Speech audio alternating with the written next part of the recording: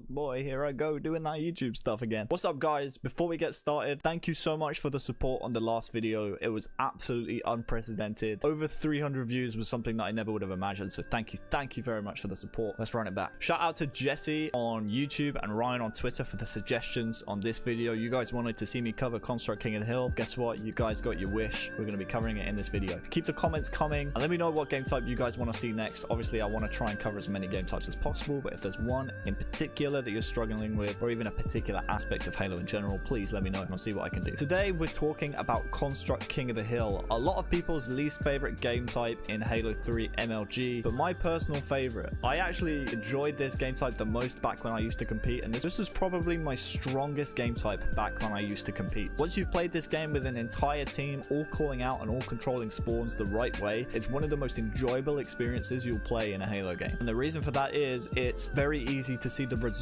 of your decision making in the game. Quick reminder to you all that the advice you'll see in this video is entirely situational. Situations will change depending on where the enemy team spawns, where they're positioned, so you're going to have to adapt your decision making on the fly. There's a lot to cover in this game type because it is quite intricate, so we're just going to focus on the main aspect and the most important in my opinion of King of the Hill, and that is spawn control. Control the favorable spawns, give your teammates more advanced positions on the map, gonna give your team a fighting chance in breaking setups and controlling hills. Remember the last video where I had those 3 rules of flag running? But we only have 1 rule this time.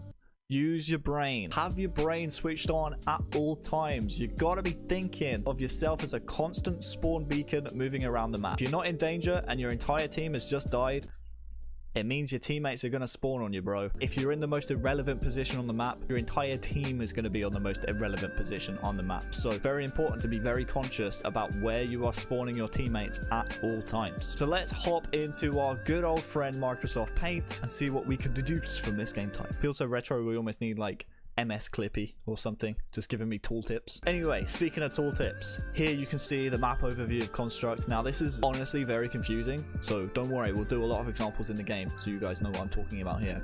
Okay, so I've labeled the hills before we get into this. Obviously you have number 1 down here. That's obviously your default hill. That's where the hill first starts, and it goes through a rotation. So it goes here down low on snipe spawn, and then the second hill rotates up open street, and then instead of going over to closed street, you then have to transition back down low and then back up top again for the closed street. So essentially these hills go in a 1 2 1 3 1 2 1 3 pattern. All right, a lot of transitions, a lot of moving around on the map and thinking about where you're spawning your teammates. Remember, you're a constant spawn beacon on the map, so 100% of the time you got to think about what spawns A you're blocking and B you're giving your teammates. Now because there's a lot of transitions from down low to up top, you want to control a position on the map which A gives you height advantage when the hill is down low, or B give you top spawns if the enemy team have a setup up top already. So for me, a general rule of thumb is that sword spawns are a priority, and the reason is it's directly above the hill. So this spawn area right here is one that I always try and lock down, so you can drop down, get good angles if the enemy team have that hill control, and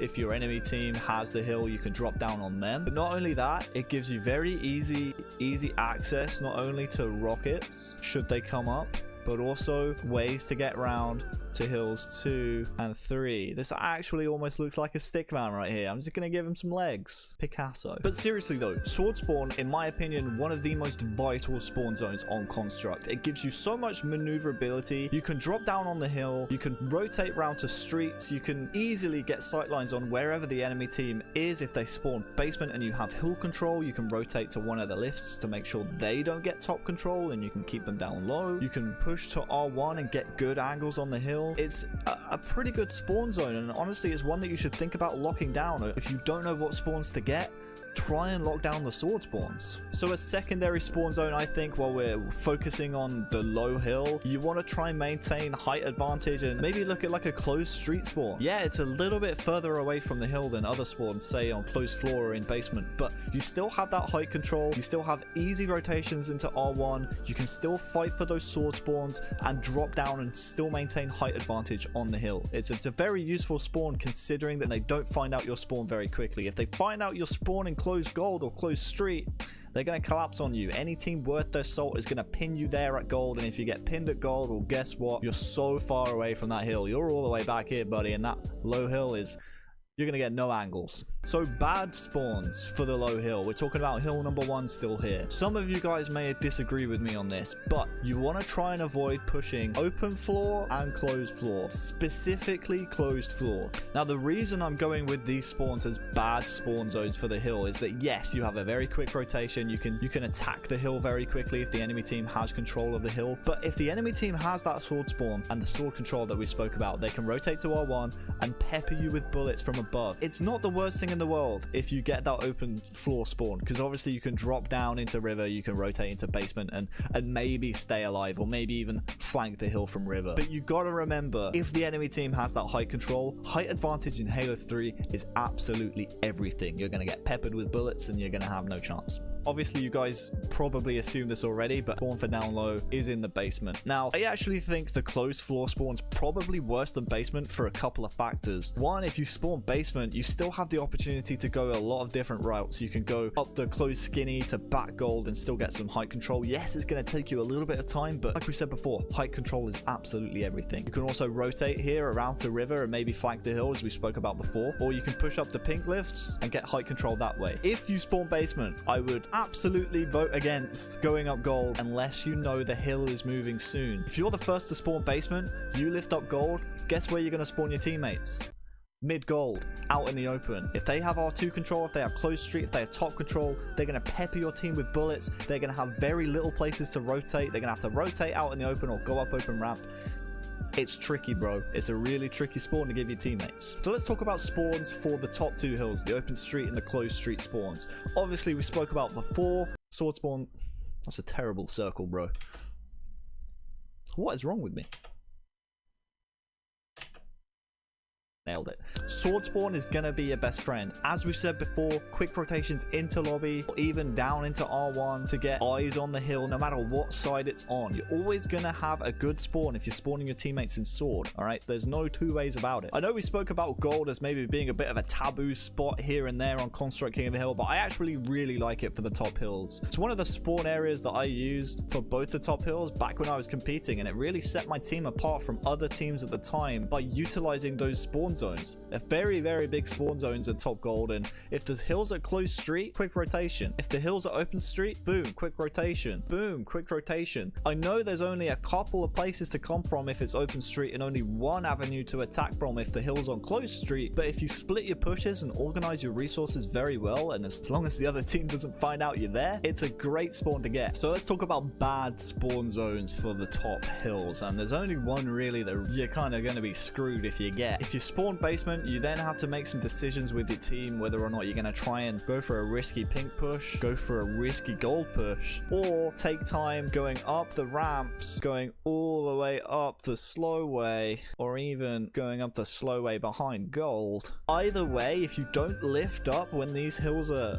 up top and you get those basement spawns, the enemy team is going to be chunking big amounts of time. So anyway, let's jump into the game, give you guys some examples of what I'm talking about so you guys don't have to watch any more of this Microsoft Paint. So here we are. I've loaded up the most recent level 50 hardcore game that I have in my recent games, and we're going to look at some of the correlations between sword spawn control and who is able to get control of the hill at any given time. So an early example here off the bat, you can see early on red team gets first control of the low hill in this game, but guess what they're missing? Sword control. Let's play it out and see what happens.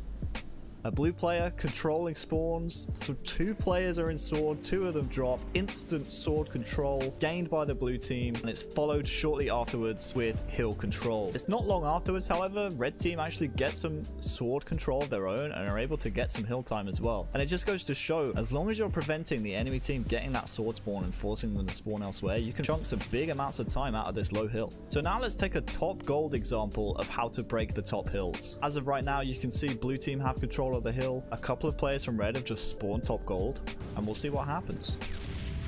They're able to fight from the hill while 2 teammates are able to lift up, and then all of a sudden they have lobby control and the hill control as well.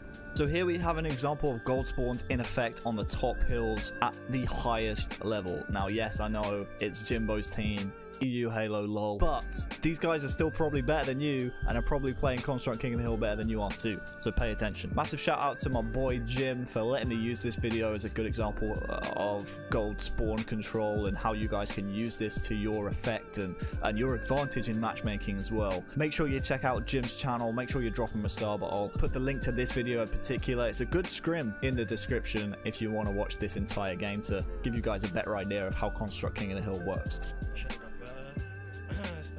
Let's watch out right side. Give us spawns. He's still there. He's pushing me, right? I can't. So as you've seen, 2 players are at top gold thanks to respectful spawn, and Jimbo is just coming off the respawn here. We'll see what happens when 2 of his teammates push close street directly to the hill and Jim is able to push open street. No. He's out, he's dead. One shot pushing you. I'm pushing Stay free, through keep fighting. I'm pushing through it. I'm weak. Mid gold? R1. One is open. I'm one shot. R1's one. Yes, Jimbo goes down, but as you can see here, Flux has lobby control and they were able to get control of the hill, and that's just a perfect example. If the enemy team isn't aware that you're spawning at gold, that you can take advantage and collapse on those top hills very quickly. So let's talk about sword spawn control in relation to the top hills. If we zoom over, as of right now, blue team are controlling the hill but have forgotten about the sword spawns. 1 red player has spawned in sword and we'll see what happens. The sword player not only pushes open pink, he's able to pressure the hill, but also spawns a teammate. All of a sudden blue team had control, now are forced to lift and actually lose control of the map right as rockets are coming up.